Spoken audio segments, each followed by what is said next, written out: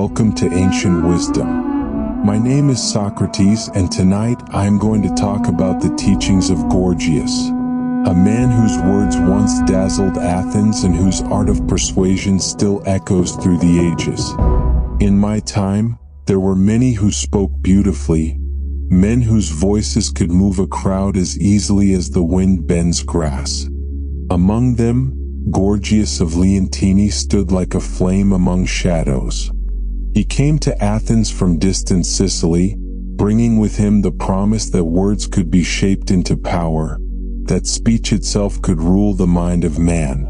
He called this power rhetoric, the craft of persuasion. To him, the tongue was not merely an instrument of truth, but a tool of mastery, a way to turn the hearts of others toward whatever end the speaker desired. And the people loved him for it. They gathered in the marketplaces to hear him speak, and when he spoke, even the restless grew still. There is a danger in such art, when words become more dazzling than the truth they carry. Gorgias believed that the wise man is the one who can convince others, not necessarily the one who knows. To him, victory in speech was virtue itself. But I have long thought that the soul that seeks only to win may lose something greater, the quiet companionship of truth. Still, I did not despise him. No, I admired his brilliance even as I questioned his purpose. For in every falsehood well spoken, there hides a lesson about the nature of truth. To understand Gorgias, one must see beyond his eloquence and listen for the silence that lingers after applause. And as we wander there, remember this: the power of speech is not evil. It is a mirror. It shows us what we believe, what we desire, and what we fear. To use it wisely, one must first learn to speak within, to listen to the voice that is not born of pride but of stillness. I remember the day Gorgias first arrived in our city. It was early in the summer, when the air shimmered above the marble steps of the Acropolis and the voices of merchants mingled with the cries of birds. Word had spread that a master of speech was coming, a man who could move hearts with a sentence and turn thought into melody. Athenians are curious by nature. We chase novelty as sailors chase the wind. So that morning, the agora was filled long before he appeared.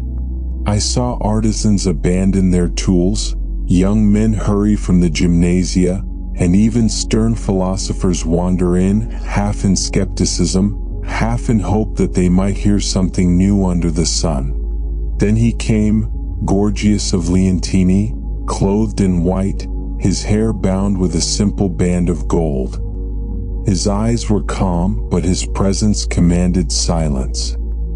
He stood before the crowd, raised his hand, and began to speak. His voice was unlike any I had heard. It was not loud, yet it filled the air as if the words themselves carried light. Each syllable fell upon the ear like water over stone, smooth, deliberate, perfect. The people leaned closer, spellbound. I could feel it, the sway of the multitude, the invisible thread that tied their hearts to his tongue. He spoke of virtue, of courage, of the greatness of Greece, but not as the poets did. His words did not merely praise, they enchanted. When he spoke of strength, men felt their chests rise. When he spoke of beauty, women smiled unknowingly.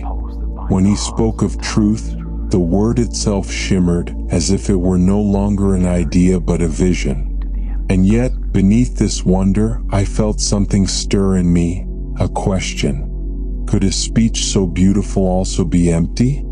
Could truth survive when its garment was too splendid? When he finished, the crowd erupted in applause. Coins were tossed at his feet, garlands laid before him. I stood apart, watching. He caught my gaze and smiled, not in pride but in certainty. It was the smile of a man who knew that his words could make the world bend, even if for a moment. Later, as evening fell, I found myself walking alone through the Stoa, where the marble still held the warmth of the day. The echoes of his voice lingered in my mind like a song that would not fade. I asked myself, what is the worth of a word divorced from truth? For if a man can persuade without knowledge, what need has he for wisdom? And if men follow what pleases the ear more than what guides the soul, what becomes of justice, of goodness, of the search for what is real? Yet I could not help but admire him. He was, in truth, a craftsman, a sculptor of sound. Just as Phidias shaped stone into gods, Gorgias shaped thought into awe. And perhaps, I mused, even illusion has its place in the journey to truth. For how could we know sincerity if not through the shadow it casts? That night, as Athens glowed under oil lamps and soft laughter drifted through the streets, I felt the city had changed. It had tasted a new kind of power, not of arms or wealth, but of speech. The Sophists, I realized, had found a new home here, and with them came a question that would test our very spirit. Is it better to seem wise or to be wise? And so began a long conversation between truth and eloquence, a conversation that still echoes in the hearts of men, whenever words are used to lead or to mislead, to comfort or to control. Rest now, my friend. Let your mind drift as the city of marble fades into twilight. For soon I will tell you what Gorgias taught, and what his art of persuasion revealed about the soul itself. When the sun rose the next morning, the agora was already alive with debate. Everywhere I went, I heard his name, Gorgias. The young men spoke of him as if he were a god of speech, and even the elders repeated his phrases, savoring them like fine wine. I sought him out again, not out of envy but curiosity, for I wished to know the essence of this art he called rhetoric. Was it, as he said, the greatest power known to man? When I found him, he was teaching beneath the colonnade, his students gathered like vines around a tree. I waited until the lesson ended, and when silence fell, I stepped forward and asked, "Tell me, Gorgias, what is rhetoric?" He turned, his expression composed, and said, "Rhetoric, Socrates, is the power to persuade, to move the soul by means of speech." "Ah," I said softly, "so it is a kind of enchantment?" He smiled. "If you wish to call it that, yes, an enchantment of words. For who holds the power to persuade, holds the power to rule." His students murmured in agreement. One could see the fire in their eyes, the dream of being able to sway assemblies, to command judges, to win hearts and crowns alike. But I asked again, and must the one who persuades know the truth of what he says? He raised a brow. The wise man persuades not by truth, but by conviction. For it is belief, not knowledge, that moves men to action. At these words, the crowd nodded. But I felt the ground tremble beneath the beauty of his reasoning. I said to him, "Then is rhetoric not a form of flattery, a way to make what is false appear true and what is harmful appear good?" He laughed lightly, not offended. "Socrates, even the physician persuades his patient to drink bitter medicine. The difference between healing and deceiving lies not in the act, but in the purpose." His words were clever, polished like a gem. And yet, as I listened, I felt a kind of sadness. For I saw that in his world, truth was not a star to steer by, but a coin to trade for influence. Still, I could not dismiss him. He was not a liar. No, he believed in the beauty of his own art. He believed that words could create reality itself. And perhaps, in a sense, he was right. For is not the city built upon speech? Do not laws, promises, and dreams all begin with words? But there is a difference between speech that reveals and speech that conceals. The one opens the soul, the other binds it. And so I began to see that rhetoric in its purest form is not evil. It is a tool like fire. It can warm or it can burn. As the lesson ended, Gorgias turned to me and said, "You too have the gift of persuasion, Socrates. Only you use it to unmake rather than to build." I smiled at that. "Perhaps," I said, "for before one can build rightly, one must clear away what is false." He nodded, though his eyes glimmered with amusement. "Then we are not so different, you and I." "Perhaps," I said, "but we seek different ends. You wish to make men believe, I wish to make them think." At that he fell silent, and for a brief moment the noise of Athens faded, and only the soft wind moved between us. When I left him that day, I carried both admiration and unease. For Gorgias had shown me that language could become a kingdom, and men its willing subjects.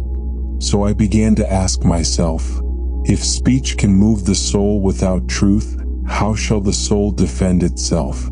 That question, my friend, is not one for Athens alone. It is for all who live and listen. Now, as the night deepens and your breath grows slower, let that question rest beside you like a calm companion. For next, I shall speak of how words, when unguarded, can seduce the heart, and why wisdom begins not with speaking, but with understanding. There is a sweetness to words that the soul cannot easily resist. They flow like honey upon the ear, carrying comfort, power, and delight. Yet hidden within that sweetness lies a quiet danger, for the tongue can lead where the heart has not chosen to go. When I think of Gorgias, I think of that power, the seduction of speech. He did not argue, he enchanted. His sentences did not move like soldiers, but like dancers, graceful and deliberate. To listen to him was to feel the mind itself bend toward beauty. Once, I watched him speak before a gathering of citizens in the Odeon. The hall shimmered with oil lamps. The air trembled with expectation. Gorgias stood calmly, his robe falling in perfect folds, and began to speak on the virtue of courage. He spoke of warriors who faced death without fear, of heroes who rose from dust and flame, of honor that outlasted stone. His voice rose and fell like a tide, and as it did, I saw faces change. Fear melted into pride, and pride into longing. The men who had entered weary now sat straight, their eyes alight with noble fire. Yet when the speech ended and the applause faded, I asked myself, what had he taught them? Had they learned to be brave or only to feel brave? Had their souls grown stronger or merely stirred for a moment in the warmth of words? This, my friend, is the power and peril of eloquence. It can rouse the sleeping heart, but if not guided by truth, it can also lull it into dreams. I remember how the young men of Athens began to imitate him. They practiced his rhythm, his gestures, his pauses. They argued in the streets not for wisdom, but for victory. It was as if speech itself had become a game and truth, the forgotten prize. And I thought how easily we are led by sound rather than reason. How swiftly beauty persuades the mind to rest. For the soul delights in harmony, even when that harmony hides a hollow core. Once I asked a young admirer of Gorgias, "Tell me, my friend, what did you learn from your teacher?" He answered proudly, "I learned how to make any argument appear true." I nodded and said, "Then tell me, do you not fear to use such skill unjustly?" He laughed. "Why should I fear if the crowd believes me?" And there, in that careless laugh, I heard the echo of a greater danger. A city that forgets the difference between truth and persuasion is a city that will one day believe anything. Still, I do not condemn the art of speech. No, for even the gods, it is said, spoke the world into being. But every art has its guardian, and the guardian of speech must be conscience. A word without virtue is like a flame without a lamp, bright for a moment, then gone, leaving darkness behind.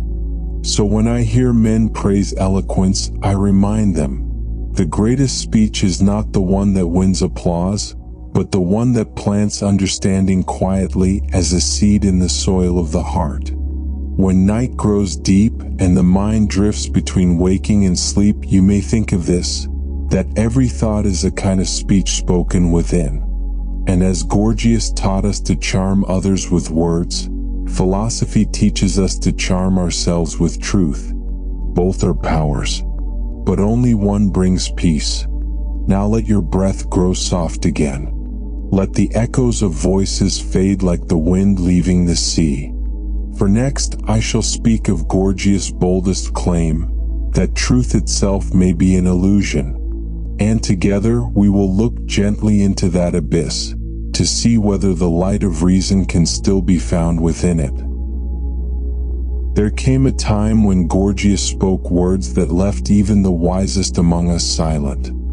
He said, "Nothing exists, and if it does exist, it cannot be known, and if it can be known, it cannot be communicated." At first, many laughed, thinking it a jest, but I did not.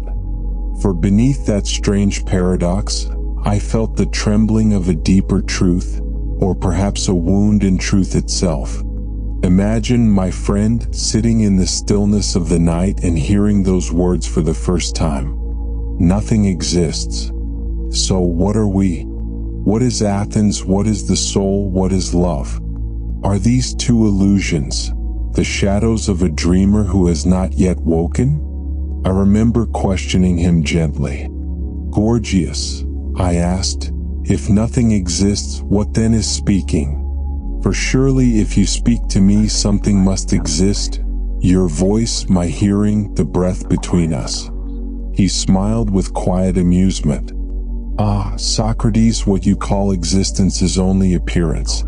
The senses deceive, the mind invents, and we live in a play performed by language itself." The crowd that listened murmured, half bewildered, half entranced. He continued, "You say the world is real because you see it, but a dream too is seen. You say words carry meaning, but every ear hears a different song. Thus truth is not found, it is made.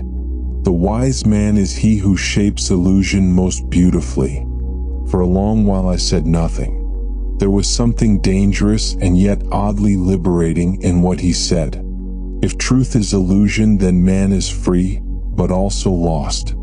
I thought of how easily men are led by words, how persuasion can build or ruin, how belief itself is a kind of spell we cast upon ourselves. And I wondered, had Gorgias discovered wisdom, or simply despair dressed in elegance?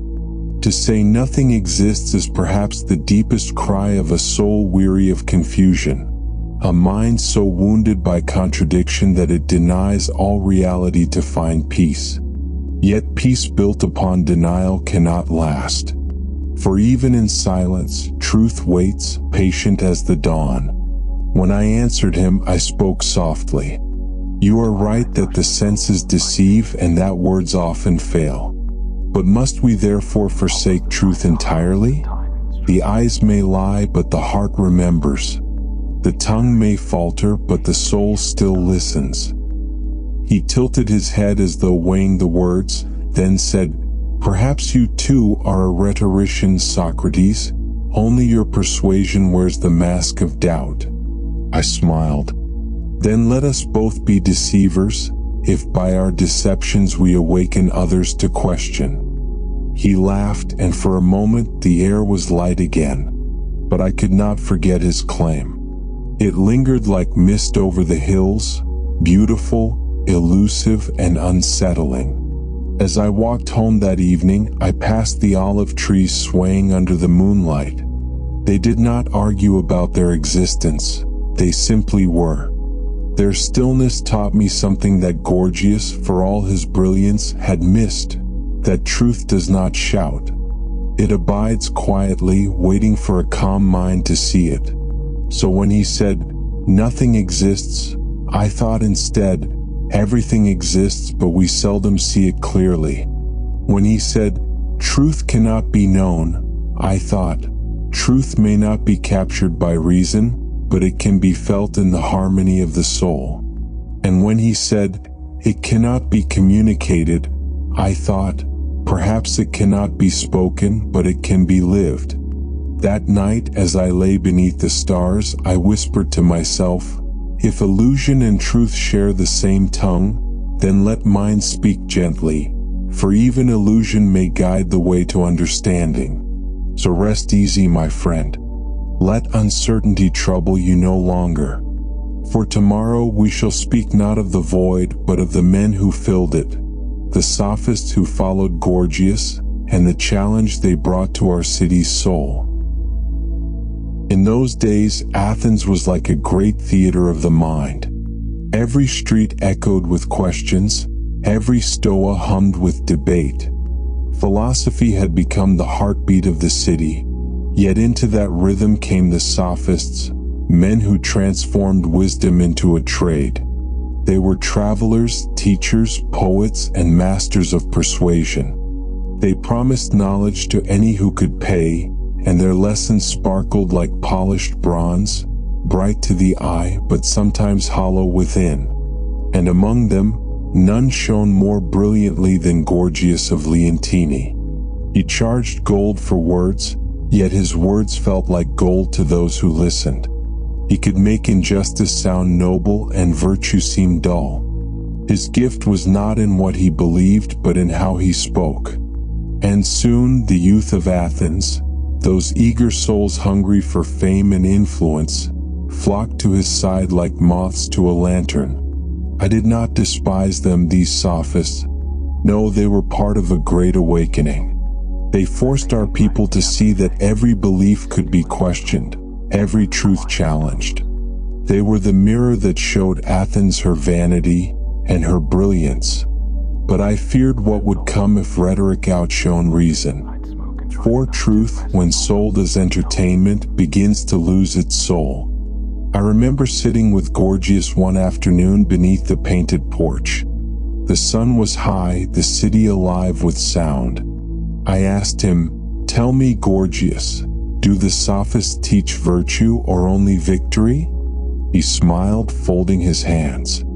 "Virtue, my dear Socrates, is merely victory of the spirit. The man who can persuade others to act rightly is virtuous, whether or not he himself believes it." I frowned gently. "Then virtue to you depends not upon being good, but upon appearing so?" He laughed. "You philosophers chase purity as if men were gods. I teach men to live as men, to rise in a city that listens not to truth, but to eloquence." And in that moment I understood his world. The sophists were not builders of virtue, but architects of possibility. They saw that reality itself could be shaped through perception. They did not seek what is, but what works. Yet something in me resisted. If every truth could be turned, if every argument could be won by style alone, what then becomes of justice? What becomes of conscience, of the quiet voice that tells us not what pleases, but what is right? The sophists had given Athens a new power, the power to win with words, but they had also given her a new temptation, to use that power without care. Still, I admired their brilliance. They taught young minds to think, to question, to see the world as a stage upon which each man could shape his own meaning. And in that, perhaps, they prepared the soil for philosophy itself to grow deeper roots. For when men tire of illusion, they begin to hunger for truth. I often think of them not as deceivers, but as the necessary teachers of a restless age. They taught us what speech could do, so that we might later learn what it should do. And Gorgias, he was their crown. His every word a spark, his every lesson a mirror. Yet even he, for all his mastery, could not escape the shadow that followed, the question of what lies beyond persuasion. So, as the evening deepens and the wind grows slow outside your window, think of this. The Sophists were not enemies of wisdom. They were its challengers, its testers, the flame against which truth learned to temper itself. And soon I shall tell you of a day when that flame met a mirror, when Gorgias and I spoke not as rivals but as seekers, in the quiet shade of the Stoa. It was on a soft afternoon, when the shadows of the colonnade lay long upon the marble floor, that Gorgias and I sat together in quiet talk. The air was still, heavy with the scent of olive and dust, and the city hummed beyond us, not loud but steady, like a sea murmuring against the shore. He had agreed to speak with me not as a master of rhetoric, nor as a performer before an audience, but as a man in search of understanding. Perhaps he was curious about the strange old philosopher who asked too many questions. Or perhaps he sensed, as I did, that our paths, though different, curved toward the same light. I remember the way he looked then, poised, graceful, eyes alert as though every sound could become a lesson. He was neither proud nor guarded. He simply shone with the quiet confidence of one who knows the strength of his voice. I began, as I often did, with a question. "Tell me, Gorgias," I said, "if rhetoric gives a man the power to persuade, does that not make him responsible for how he uses that power?" He leaned back, smiling faintly. "Responsibility, Socrates, lies with the listener, not the speaker. I can guide a man's mind, but whether he walks toward virtue or folly, that is his own choice." "But," I replied gently, "if you play a melody that moves the heart, do you not share in the feelings it stirs? If your words awaken desire, are you not part of what that desire becomes?" He was silent a moment. Then he said, "Words are instruments, my friend. You may blame the lyre for the tune, but it is the player who chooses the song." "Indeed," I said, "and yet if one teaches others to play, should he not also teach what music is worthy of being played?" A quiet smile touched his lips, but he said nothing. The cicadas sang in the olive branches above us, and the air seemed to wait. I continued softly, "Let us imagine then that a physician and a cook both stand before a child. The cook persuades him to eat sweet pastries, the physician bitter herbs. The cook wins easily, for pleasure is the stronger argument. But which one loves the child more?" He lowered his gaze then, and for the first time, I saw the faintest shadow cross his expression. "You would have rhetoric become medicine," he said. "Yes," I answered, "for what is speech if not a kind of medicine for the soul? Some words heal, others wound. Should we not strive to know which is which?" The wind stirred gently through the columns. For a long while neither of us spoke. Then at last he said quietly, "Perhaps you are right, Socrates. Yet men do not hunger for medicine, they hunger for sweetness." I nodded. "True. But when they are ill and grow weary of sweetness, they will seek the healer. And in that hour, truth will be their cure."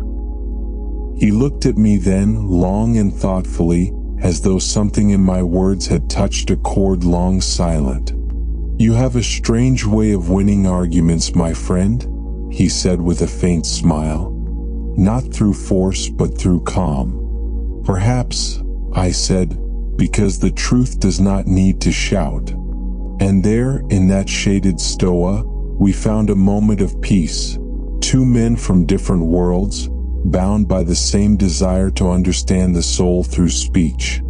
As we parted, he said, "You seek virtue, I seek beauty. Perhaps they are not so far apart." I watched him walk into the sunlight, his figure fading among the white stones of the agora. And I thought, perhaps the gods weave harmony even from our opposites. For the sophist and the philosopher are but two strings upon the same lyre, each vibrating toward the same unseen song. Now rest, my friend. Let the warmth of that stoa linger in your mind, the murmur of reason and reflection soft upon the air.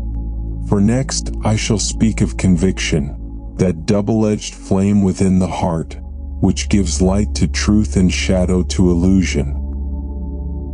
Conviction, my friend, is among the greatest gifts of the human soul, and one of its gravest perils. It is the fire that moves men to build temples, write laws, and sail beyond known seas.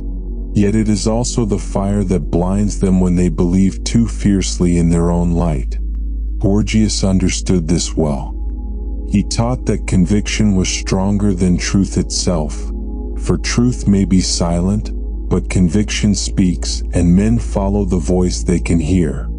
To persuade, he once told me, you must not argue from knowledge but from belief. The crowd does not want to think, it wants to feel. And indeed I saw it. When he spoke, even the skeptical forgot to question. His words burned through hesitation, igniting certainty where once there had been only confusion. That is the strange power of conviction. It offers rest to the weary mind, a sense of knowing when one does not truly know. But the soul that seeks rest in illusion soon finds unrest in truth. I remember a day when a young orator, one of Gorgias' brightest students, came to me full of pride. He said, "Socrates, I have learned from my master that to move men's hearts is the highest art. I can make a crowd weep or cheer as easily as the lyre changes tune." I looked upon him kindly and said, "Then tell me, if you can move men to war as easily as to peace, which would you choose?" He paused. "Whichever they pay me for." At that I sighed. "Then you are not a master of speech, my son, but a servant of it." He frowned, not understanding. "How can one serve words?" "By letting them lead you," I said, "rather than you leading them. Conviction, when unexamined, enslaves.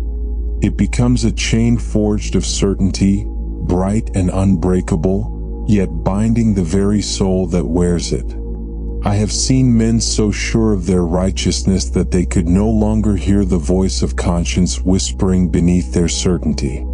And I have seen others, humble and unsure, who found greater wisdom in their questions than the proud ever found in their answers. It is a gentle truth. The mind that can doubt itself is the mind that can grow. Gorgias, for all his brilliance, believed that conviction was creation, that by speaking firmly enough, one could make the unreal seem real. And perhaps he was right in part.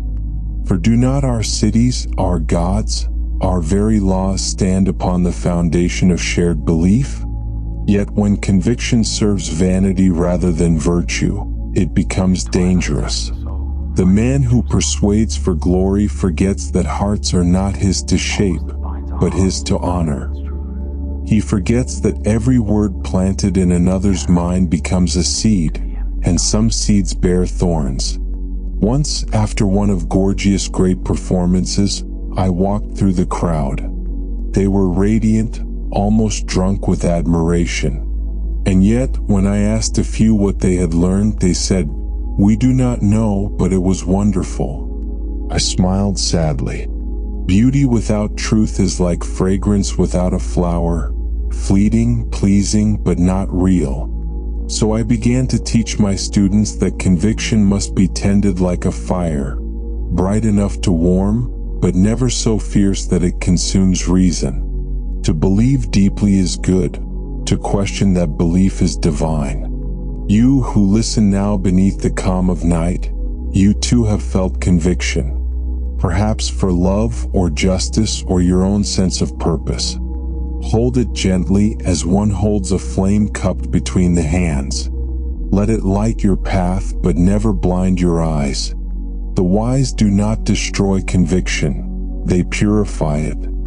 For truth does not extinguish belief, it refines it until what remains is no longer the fire of pride, but the light of understanding. Now let that light rest softly in you. Breathe in the stillness and let it settle. For next I will speak of the theater of the mind, where Gorgias performed his greatest illusions, and where the human spirit learns how easily it can be swayed by shadows that seem to shine.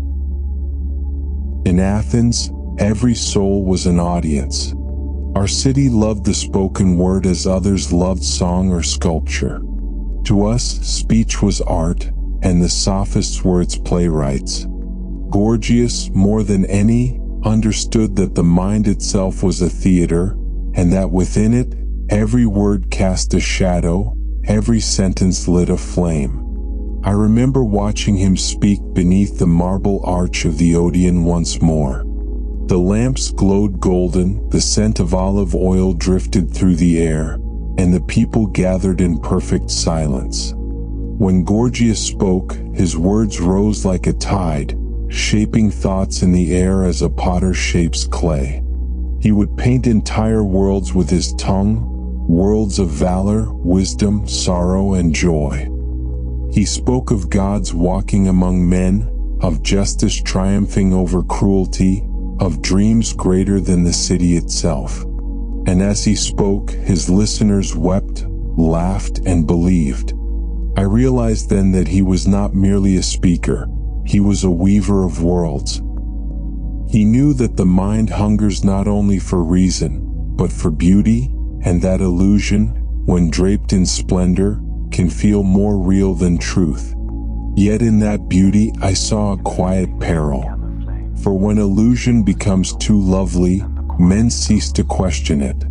They dwell within it as though it were home. Philosophy, you see, seeks to awaken. But rhetoric, when misused, can soothe the soul into slumber. Both arts touch the heart, but one asks it to rise, and the other bids it to dream. I remember once telling Gorgias, "You are a dramatist of thought. The mind is your stage and emotion your chorus. But tell me, does the play end when the curtain falls?" He smiled. "No, Socrates. It continues within those who watched it. That is the power of art." He was right, and that truth both humbled and unsettled me. For how easily we carry such plays within us. A single story can color our days, a single sentence can become our faith. And so I began to understand, the danger lies not in illusion itself, but in forgetting that it is illusion. The wise man enjoys the beauty of words, but never mistakes them for the world. As Gorgias spoke, I closed my eyes and listened not to his phrases, but to the silence between them. And there, in that space, truth whispered quietly, that every art, even the art of deception, points toward something real. For illusion too can reveal the longing of the heart, our yearning to find meaning, to see beauty where the world appears bare. We live, perhaps, in a grand theater of the mind. Each of us a poet, a spectator, a performer. We craft our own stories, who we are, what we believe, what we love, and then forget that we ourselves wrote them. But when one awakens, one sees the stage for what it is, and that realization need not bring despair. For when the actor knows he is acting, he may finally perform with honesty. So let us not despise illusion, but recognize it as a teacher. For even a shadow reveals the shape of the light that casts it. Now, as your breath grows slow and even, imagine yourself in that ancient theater, the murmuring crowd, the glow of lamps, the sound of a voice rising through the night. See how each word becomes a ripple upon still water, fading gently into peace. For next, I shall tell you of a young student, one who followed Gorgias' shining path until truth itself called him elsewhere. His story is that of every seeker who awakens from the spell of words to the silence of wisdom. Among those who gathered to hear Gorgias, there was one young man who listened more deeply than the rest. His name, now forgotten by history, remains only in my memory, a bright-eyed student who came to Athens from the islands, eager to master the art of speech. He was graceful in words, clever in argument, and his ambition burned quietly behind a polite smile. Each morning he would follow Gorgias through the agora, absorbing every phrase, every gesture. He practiced day and night, shaping his voice until it rang like silver and his words danced like sunlight on water. Soon he began to speak before crowds himself. His fame grew. He could move juries to tears, calm angry assemblies, and persuade even the stubborn elders to his cause. He felt the thrill of mastery, that sweet illusion that comes when the world bends to one's voice. And yet, I saw something in him begin to change. After each victory, a certain weariness shadowed his joy. The more applause he received, the emptier his eyes became. One evening, he came to me as I sat alone in the portico. He greeted me respectfully, then said, "Socrates, I have learned from Gorgias how to move men's hearts. But tell me truly, what have I gained?" I looked at him for a long moment and said, "You have learned how to speak, but have you learned how to listen?" He frowned, uncertain. "Listen? To whom?" "To the truth," I said softly, "and to yourself." He sat beside me. The twilight was falling, and the sound of the fountain echoed gently in the courtyard. I asked him, "When you speak, do your words come from knowledge or from desire, the desire to be admired?" He hesitated. "From both, perhaps." "Then you speak not to teach, but to be loved," I said. "And love born of flattery is short-lived." He lowered his eyes. "But, Socrates, if persuasion is power and power brings honor, should I not use my gift?" I smiled gently. "Use it, yes, but let it serve truth, not vanity. The voice is a sacred thing, my young friend. It can awaken minds or darken them. The question is not whether you can persuade, but whether you should." He was silent for a long time. The lamps around us flickered, and I could see the struggle within him, the pull between admiration and understanding. Then, almost in a whisper, he asked, "What must I do?" I told him, "Begin by asking of every word you speak, does it reveal or conceal? Does it serve yourself or the soul of another? If you do this, you will no longer be merely a speaker, you will become a guide." He nodded slowly, and I saw a calm come over him, not the excitement of achievement, but the stillness of realization. He had discovered that wisdom begins not in triumph, but in humility. The next day, he did not appear in the crowd that gathered for Gorgias' lecture, nor the next. When I finally saw him again months later, he was sitting by the Ilissus River, reading in silence, his expression serene. He rose when he saw me, bowed, and said, "I now speak less and mean more." Those few words, spoken without ornament, carried more power than any speech he had once given. For the heart that has seen through illusion becomes a vessel for truth, quiet, clear, and strong. Sometimes I think of him when I hear the wind in the plane trees, gentle, unboastful, yet full of voice. He had learned what few ever do, that the purest persuasion is not of others, but of oneself, the persuasion to live rightly. So, as you rest now, remember his journey. The awakening of a single student is the awakening of the soul within us all. The moment when admiration yields to understanding and sound gives way to silence. And in that silence, truth speaks. Next, I shall tell you what I learned from him, how wisdom and rhetoric may yet live in harmony, if one can find the measure of wisdom within. Wisdom, my friend, is not measured by how loudly one speaks, nor by how many follow. It is measured by quiet, by the stillness that remains when all arguments have faded and only truth remains unadorned. After my meeting with that young student, I found myself reflecting often on what truly separates rhetoric from philosophy. For both use words, both move hearts, both seek to guide, yet their aims are as different as sunlight and reflection. Rhetoric seeks victory. Philosophy seeks understanding. The rhetorician speaks so that others may believe him. The philosopher speaks so that he may believe himself. I began to see that Gorgias' art and mine were not enemies but mirrors. Where he polished words to brilliance, I sought to polish the soul. He loved the gleam of persuasion, I the quiet glow of insight. His words dazzled, mine questioned. And yet both arts sprang from the same well, the human longing to make meaning out of the chaos of thought. One evening as I walked through the agora, I watched two men debating beneath the fading light. Their gestures were bold, their words fierce, and a small crowd gathered around them.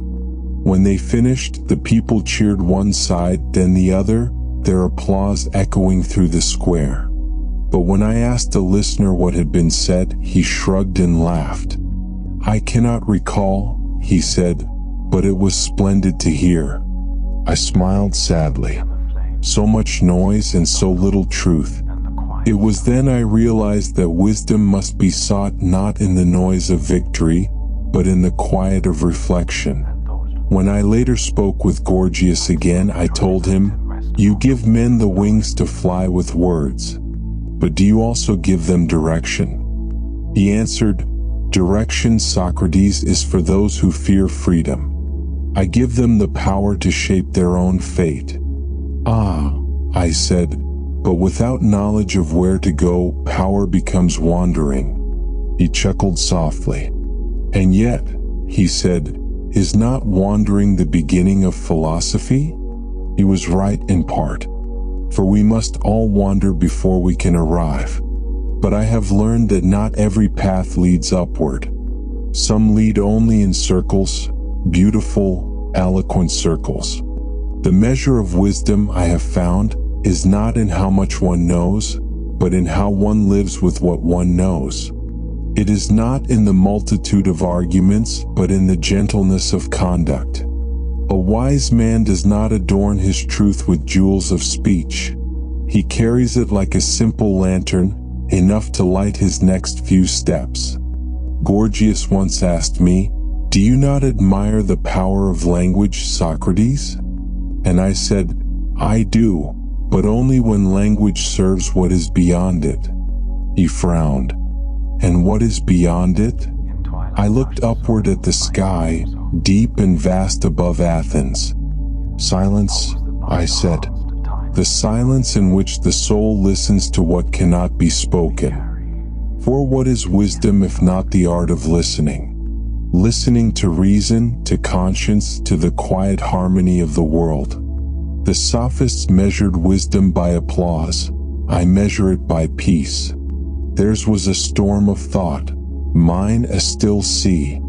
Yet even the storm has purpose, for it churns the waters, bringing what lies beneath to the surface. Perhaps that is why I could never despise Gorgias. He stirred Athens, and in stirring her, he prepared her to listen. And so, I tell you this, as your eyes grow heavy and your breathing softens, seek not to be admired for your words, but to be at peace with your truth. For the applause of the crowd fades swiftly, but the peace of a clear heart endures like morning light upon still water. In the next part of our tale, I shall speak of how Gorgias himself, proud master of words, once revealed his truest self, not through speaking but through silence. We shall gaze into that mirror of the soul where truth and vanity meet, and where even the greatest orator must face himself. It is said that every man's words are a reflection of what lies within him. that speech is the soul made visible. I have found this to be true, though few ever dare to look long into that mirror. Gorgias, for all his mastery of language, carried within him a silence that no word could fill. He did not speak of it, yet I often saw it flicker behind his confident smile, a small, quiet doubt, like a candle trembling in a hidden chamber of the heart. One evening, after a long discourse in which he had held the crowd spellbound, I found him alone in the portico, gazing at the stars. The applause had faded, the torches had burned low, and Athens slept. I approached softly and said, "You speak as one who commands the minds of men, Gorgias. But tell me, when the crowd disperses and the echoes are gone, what do you hear then?" He turned to me, his expression thoughtful. "Silence," he said. "And perhaps that is why I speak so much, to keep it away." His honesty startled me. For in that moment, the man who had taught that truth could not be known seemed to glimpse his own truth, that behind his eloquence lay a loneliness words could not heal. I said gently, "Do you fear the silence?" He smiled faintly. "I fear what it might tell me." "Then," I replied, "you have already begun to listen." He looked away then to where the night sky met the sea. "You philosophers," he said softly, "you seek what cannot be found, an absolute truth. I have long abandoned that search. I find beauty instead. It is kinder to the heart." I nodded slowly. Yes, beauty comforts, but it also hides. It can be a veil the soul wears when it cannot bear to be seen. He breathed deeply and the sound was weary. "Perhaps," he said, "I have spent my life polishing the veil." For a time we said nothing. The night around us was vast and tender. A breeze moved through the olive trees, whispering secrets neither of us could claim to understand. At last I spoke. "Gorgias, do you not see? Even your doubt, your love of illusion, your hunger for beauty, all of it reveals something true. The mirror cannot lie, though the image may change. The words we speak, the worlds we build, they are not masks but reflections. And in seeing them clearly, we begin to see ourselves." He looked at me then, his eyes calm, the performer's gleam gone. "Perhaps, Socrates," he said, "you are right. Perhaps my words were never meant to persuade the world, only to keep myself from fading within it." I smiled. "And perhaps in speaking so, you have at last told the truest thing of all." He laughed quietly, a sound lighter than I had ever heard from him. "Then maybe you are the greater rhetorician, my friend, for you have persuaded me without intending to." I shook my head. "Not persuaded, Gorgias, only reminded. For wisdom is never given by one to another. It is only awakened." The moon rose higher, silvering the marble beneath our feet. For a moment, we stood not as philosopher and sophist, but as two men beneath the same sky, each humbled by the mystery of the soul, each aware that every word spoken is a fragment of something infinite trying to be understood. And in that quiet hour, I saw that the man who had once claimed that truth could not be known had begun, perhaps, to seek it, not in argument, but in honesty. Every man, I think, must one day stand before his own reflection and ask, "What have my words made of me?" For words are not merely sounds, they are the shapes of our being, the echoes of our choices, the music of our hidden selves. Now let the thought settle gently upon your heart as the night deepens.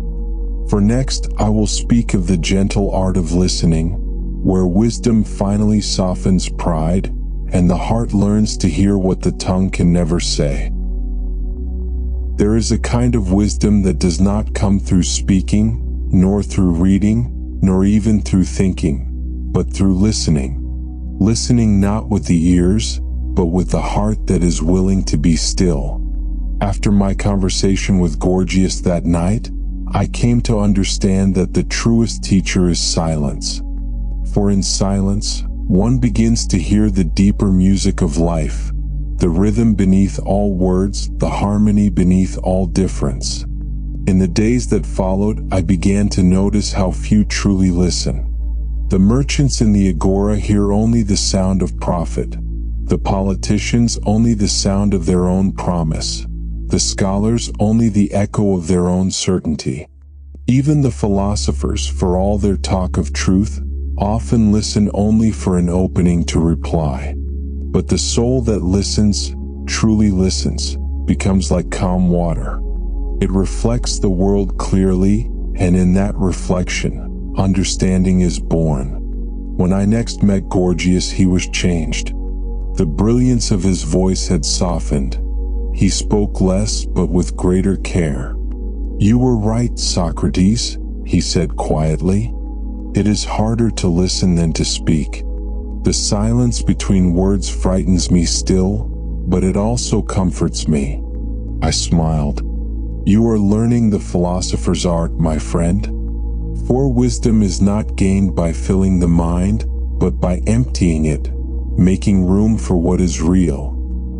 He nodded, and we sat together without speaking for a time. The hum of the city drifted from afar. The distant clatter of carts, the laughter of children, the rustle of leaves in the breeze. All these sounds came and went, yet beneath them there was something constant, something pure, the quiet presence of being itself. At last he said, "I used to think speech was power. Now I see that power lies in restraint. To choose silence, that is strength." "Indeed," I said, "for silence is not the absence of words, it is the presence of awareness. Only in silence can one hear the whisper of the soul." I told him then of a lesson I had once given a student. "When a man truly listens," I said, "he does not judge, he does not prepare his answer, he does not seek to be clever. He simply opens his mind like a window, letting truth enter as it will. To listen well is to love well." He thought about that for a moment. "Then perhaps," he said slowly, "rhetoric was never meant to rule but to serve, to lead others toward the silence they did not know they needed." I smiled. "Now you speak as a philosopher." The afternoon light faded into a soft gold. I remember the way it touched the pillars, the way the dust shimmered in the air like drifting thoughts. Everything seemed to breathe in unison, as though the world itself were listening. And I thought, how many conflicts might vanish if men would only learn to listen. For the ear that truly hears cannot hate, cannot envy, cannot deceive. It becomes too aware of the unity beneath difference. The wise man listens not only to others, but to the quiet between thoughts. In that stillness, he learns that wisdom is not a possession to be spoken of, but a presence to be felt. So tonight, as you rest beneath the hush of your own thoughts, let the lesson of listening be your peace. Let the noise of the day dissolve like mist. There is nothing you must do, nothing you must prove. The world is whispering softly to you, and you have only to hear. Soon I will tell you of the final dialogue, the meeting where Gorgias and I spoke not as debaters or teachers, but as two old friends, sitting in the last light of day, letting truth descend like evening itself, calm, golden, and whole. It was late in the year when I last saw Gorgias. The air had turned cool, and the leaves of the plane trees along the Ilissus had begun to pale and fall like slow snow. Athens was quieter then. The festival crowds had gone, and the sound of the lyres had faded into memory. He sent for me one afternoon, and I went, knowing somehow that our meeting would be the last. I found him seated on a low bench outside his house, wrapped in a simple cloak. The golden light of evening rested upon him, and the years had softened his once proud face. When he saw me, he smiled. "Socrates," he said, "I thought you might have forgotten your old adversary." "How could I?" I replied. "The mind does not forget the voice that once made it wonder." He laughed quietly. "Ah, wonder? Yes. You were always chasing it. I meanwhile was chasing admiration. And now that the applause has faded, I find myself wondering which of us was the wiser." I sat beside him. The river murmured nearby, and for a while we said nothing. The silence was gentle, not awkward, like two old travelers who no longer needed to speak of the road behind them. At length he said, "Socrates, I have spoken to kings and assemblies. I have been praised, envied, feared. Yet now, as my strength fades, I see that persuasion cannot comfort a man at dusk. Only understanding can." His words moved me. "You have seen much, my friend," I said. "And perhaps in the end we both sought the same thing, to awaken others, though by different paths." He looked at me with a tender light in his eyes. "You awakened by questioning, I by enchanting. But perhaps questioning is the truer enchantment, for it leads one closer to what is real." I nodded. "And yet, without the beauty of your art, Athens might never have learned to love speech at all. You gave us the melody, I merely sought the harmony beneath it." He smiled faintly. "Then we have not opposed each other, but completed one another." The wind stirred softly through the trees, carrying the scent of olive leaves. I noticed his hands trembling slightly as he clasped them in his lap. He said, "When I was young, I believed I could shape reality with my words. Now I see reality shaped me instead. Each speech I gave carved something away, until I stood before myself, speechless and true." I reached out and touched his arm. "That is not lost, Gorgias. That is the return home." He looked toward the river, where the sunlight trembled upon the surface like molten gold. "Do you think, Socrates," he asked, "that the gods forgive men who speak too beautifully of what they do not understand?" I smiled. "The gods, my friend, love beauty, but they love honesty more. And if your beauty led you at last to honesty, then you have pleased them greatly." He chuckled softly, closing his eyes. "Perhaps I shall believe you, just this once." We sat together until the sun sank low and the shadows stretched across the stones. The city grew quiet. The lamps began to glow in the distance, one by one, like thoughts rising from the darkness. Before I left, he said, "Socrates, when you speak to your students, tell them this for me. Words are wind until they serve goodness. And truth, though silent, is the only voice that endures." I bowed my head. "I will tell them." He smiled again, the smile not of a sophist but of a man who had made peace with himself. Then at last, he said, "I have persuaded someone worth persuading." The light faded from the hills, and the stars emerged one by one, ancient and eternal. When I walked away from that place, I did not look back. Some part of me felt that Gorgias had already joined that quiet company of souls who no longer need words to speak.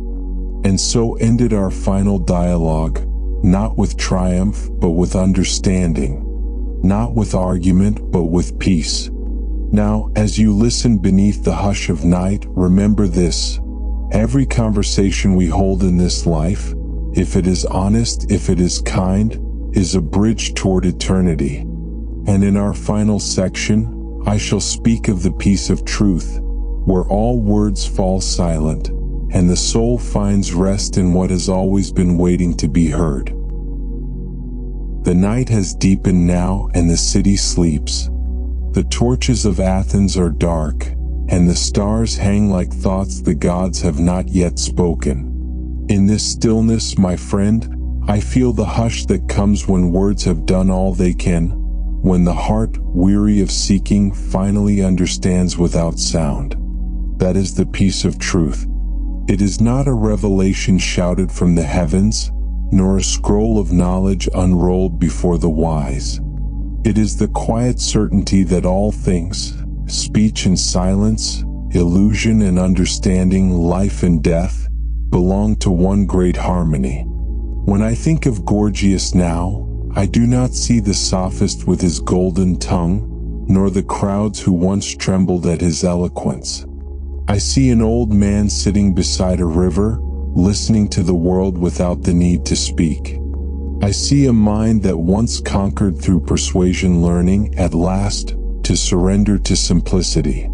And I understand. Words, like rivers, must one day reach the sea. They begin with force, they twist through mountains and valleys, they carve their way through stone, but in the end, they surrender to silence. Their journey is not ended but fulfilled. So too is the journey of every soul. We begin in noise, in the cries of birth, in the chorus of the crowd, in the restless hunt for meaning. But as we grow in wisdom, we learn that the truest voice is the one that no longer strives to be heard.